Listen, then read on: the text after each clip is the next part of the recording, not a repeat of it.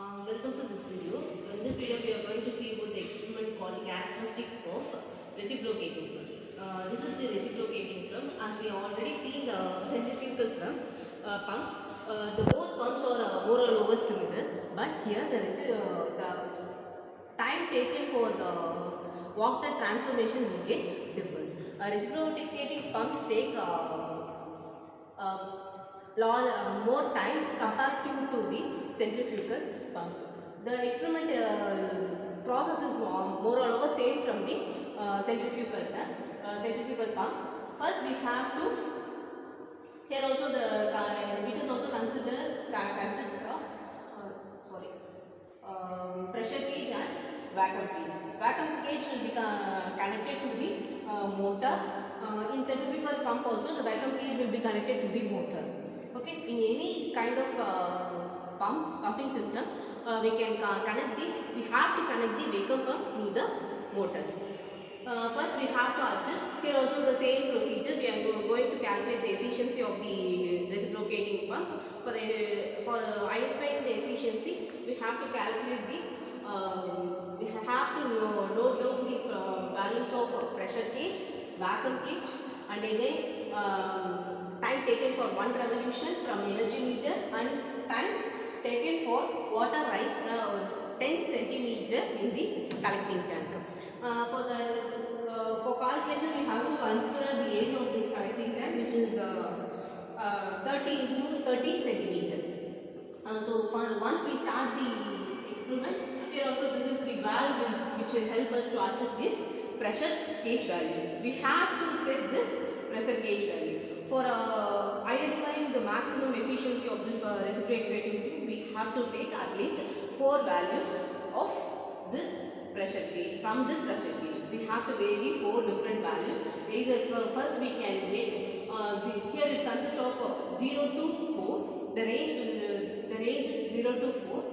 First we can start from 0.5, again 1.5 and 2.5 and again 3.5. After setting these 4 readings, we can take the corresponding vacuum gauge reading, energy taken by the energy meter revolution, and time taken for one first energy meter, and then time taken for rise of 10 centimeter. After getting these 4 values with different readings, we can proceed for the calculation part. From where we can identify the maximum efficiency of this reciprocating pump.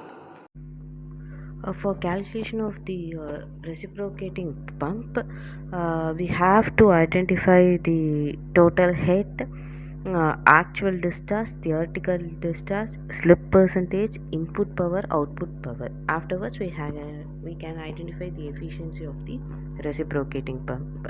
As we seen in a centrifugal pump, there we only consider the actual discharge rate. Here we are calculating both actual discharge and theoretical discharge, as we done already in the experiments of RSF meter and venturimeter and rotometer. First, the actual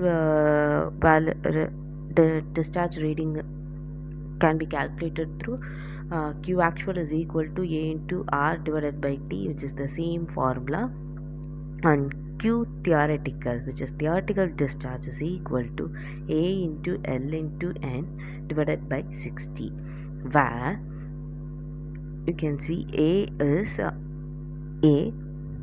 is the cross-sectional area of the cylinder. As we seen in the reciprocating pump, we are going to take the cross-sectional area, which we can identify through area is equal to pi by 4 into d square, and length of the stroke, which is 0.045 meter, and n crank speed in rpm, which is equal to 326 rpm, and diameter of the pipe.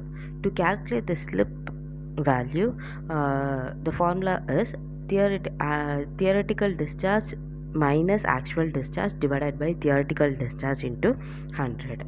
And to calculate the input power of the reciprocating pump, the formula is same as before, which is 3600 into nr into 1000 divided by ne into t, which is in watts.